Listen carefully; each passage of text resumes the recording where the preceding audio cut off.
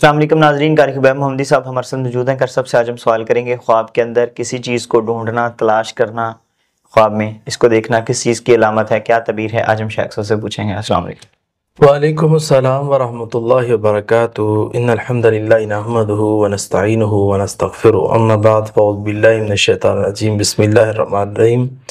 یہ کوشش تلاش حق یا زندگی میں کسی مقصد کے حصول کی علامت ہے۔ اسی طرح اگر وہ چیز مل جائے تو اس کی تعبیر ہوتی ہے کہ اللہ تعالیٰ آپ کی دعا کو قبول فرمائے گا، اور اسی طرح اللہ تعالیٰ آپ کو کامیابی عطا فرمائے گا۔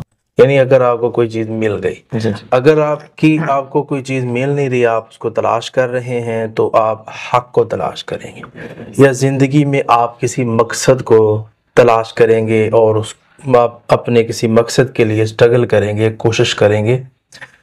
یہ خواب کب آتا ہے؟ جب انسان کوئی کوشش کر رہا ہوتا ہے، اس وقت ایسے خواب آنا شروع ہوتے ہیں۔ تو خواب پھر آگے جا کے اشارے دے رہے ہوتے ہیں کہ آپ کامیاب ہو جائیں گے یا نہیں ہو گئے۔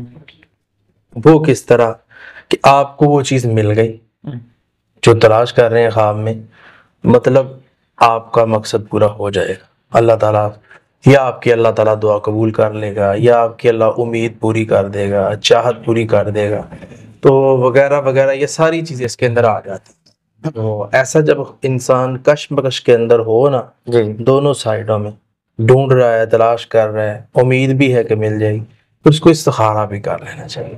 استخارے سے یہ ہوگا کہ اللہ تعالیٰ کام میں خیر کر دے گا اور آپ کا مقصد انشاءاللہ پورا ہو جائے گا۔ بہت شکریہ جی ناظرین، اگلے پروگرام میں پھر حاضر ہوں گے۔ اللہ حافظ۔